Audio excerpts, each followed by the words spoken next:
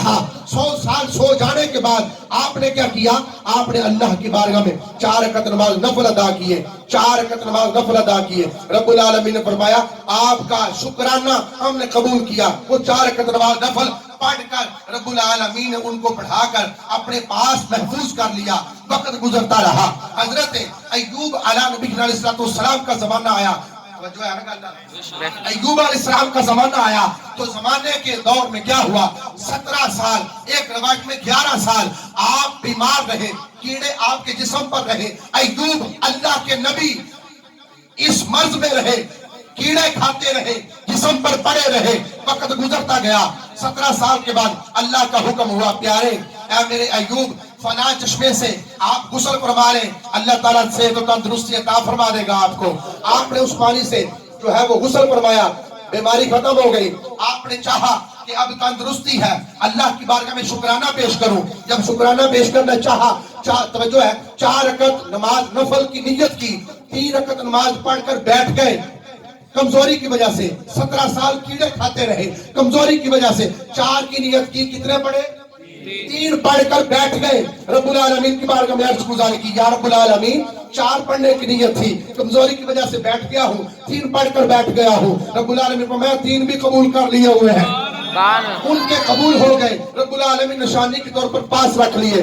یہ فجر آدم علیہ السلام کی طرف، ظہر ابراہیم اسماعیل کی طرف، اور عصر حضرت عزیر علیہ السلام کی طرف، مغرب حضرت ایوب علیہ السلام کی طرف. رب العالمین نے چاروں نمازوں، چاروں انبیاء کی یادگاروں کو یادگار بنا کر اپنے پاس محفوظ کر لیا.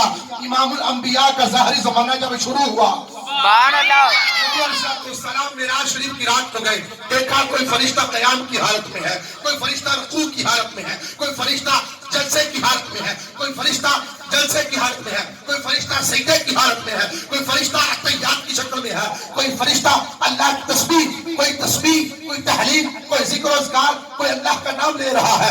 جب سارے معاملات کو حضور صلی اللہ علیہ وسلم نے دیکھا تو نبی صلی اللہ علیہ وسلم نے اللہ کی بارگاہ میں عرض گزاری کی یا رب العالمین مجھے میری امت کو یہ عطا کر دے. رب العالمین نے فرمایا ہم نے فجر بھی سنبھال کر رکھی ہوئی ہے. سبحان اللہ، آدم علیہ السلام کی پڑی ہوئی فجر سنبھال کر رکھی ہوئی ہے. ہم نے ابراہیم اسماعیل کی ظہر سنبھال کر رکھی ہوئی ہے. ہم نے عزیر کی عصر سنبھال کر رکھی ہوئی ہے. ہم نے مغرب ایوب علیہ السلام کی سنبھال کر رکھی ہوئی ہے. عشاء آپ پڑھتے ہیں میرے محبوب، عشاء آپ پڑھتے ہیں. لہذا 5 نمازوں کے اوقات آپ کو بھی مبارک ہو، آپ کی امت کو بھی مبارک ہو. نمازیں 5 اللہ سنبھال کر رکھے تو پھر امت مصطفیٰ سے کہے روزانہ فجر پڑھا کرو. سبحان اللہ، مل کے بولو سبحان اللہ، روزانہ اللہ کہے. پڑھی سب سے پہلے کس نے تھی؟ حضرت آدم. بولیے حضرت آدم علیہ السلام. ظہر سب سے پہلے کس نے پڑھی تھی؟ حضرت ابراہیم و اسماعیل علیہ السلام نے. عصر سب سے پہلے کس نے پڑھی تھی؟ حضرت عزیر علیہ السلام نے. اور مغرب حضرت ایوب علیہ السلام نے پڑھی. اب وہ انبیاء پڑھ کر تو چلے گئے، رب العالمین نے تحفے کے طور پر اپنے محبوب کو عطا فرما دی ہوئی ہے. اب وہ فجر آج بھی زندہ ہے سبحان اللہ، جو پڑھی گئی تھی. ظہر آج بھی زندہ. کیوں؟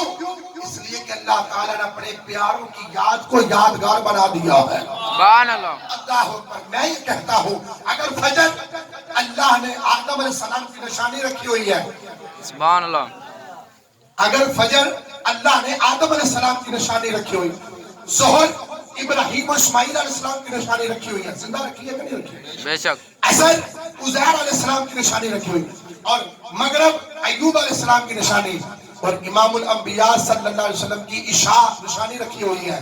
تو پھر کیوں بگڑتے ہو اور کیوں پریشان ہوتے ہو کہ جب دیوانے بیٹھ کر نبی کی نعت پڑھ کر سبحان اللہ، کیوں میرے آقا کی ولادت کا جب مہینہ آیا تو چہرے مسکرانا شروع ہو گئے. سبحان اللہ، چہرے مسکرانا شروع ہو گئے. اور چہرے کتنا مسکرائے؟ وہ اتنا مسکرائے آپس میں مبارک باتیں دے رہے ہیں. سبحان اللہ، مبارک دے، مبارک ہو. اس کی کس شیخ کی مبارک دے رہے ہو؟ وہ کہتا ہے مبارک اس لیے دے رہا ہوں آقا کی ولادت کا مہینہ چڑھ گیا ہوا ہے. سبحان اللہ، اچھا اب کیا ہوا؟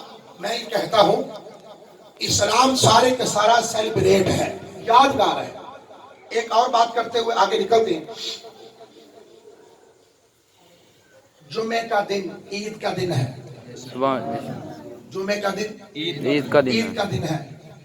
नबी सल्लल्लाहु से पूछा गया, या रसूल अल्लाह सल्लल्लाहु अलैहि वसल्लम, जुम्मे की फजीलत की असल वजह क्या है? जुम्मे की फजीलत की असल वजह क्या? मेरे आका सल्लल्लाहु अलैहि वसल्लम ने शाह फरमाया, इस दिन को अल्लाह ने आदम अलैहिस्सलाम की तख्लीक फरमाई थी। सुभान अल्लाह। वो फजीलत वाला हो गया। जिस दिन आदम अलैहिस्सलाम आए वो दिन जुम्मे वाला दिन, वो दिन फजीलत वाला हो जाए।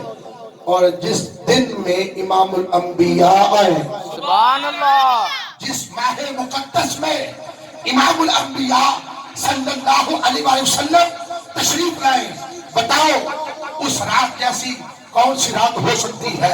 उस दिन जैसा कौन सा दिन हो सकता है? उस महीने जैसा कौन सा महीना हो सकता है? और उन घड़ियों जैसी कौन सी घड़ियां हो सकती हैं?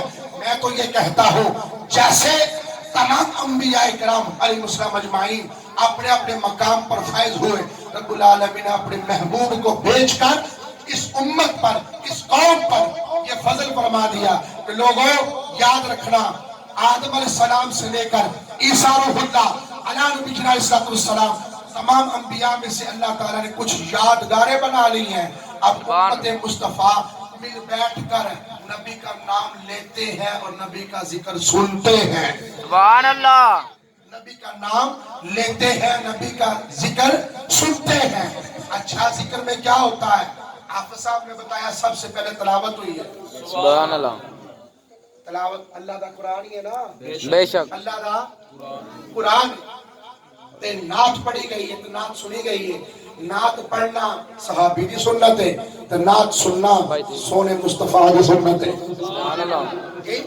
अच्छा, जेड़ा जिथे बैठा है, जिस हाल च बैठा है, ओदी अपनी दुनिया वखरी है, सानू ओदे नाल कोई गर्ज नहीं। क्यों? असी जेड़ी गल करने आ पे वो अगर उन्हें फेटा आ रही है तो सुभान अल्लाह, नहीं आ रही तो फिर गौर करे, फिक्र करे कि मैं भाई क्या कर रहा हूं या की समझ रहा हूं। असी जेड़ी गल करनी है वो गल ये होई, नबी दा जिक्र होया, अजमत दे हवाले नाल, जुल्फ़े सरकार से फूलों ने महक पाई है। सुभान अल्लाह। तैयबा की हर गली जुल्फों ने ही महकाई है। सुभान अल्लाह। उनकी जुल्फों के ही सदक़े से मिली रात हमें, उनके चेहरे से ही दिन ने भी चमक पाई है। रब्बे कौनैन ने कुरान में हैदर बल्ला अपने महबूब की जुल्फों की कसम खाई है। सुभान अल्लाह।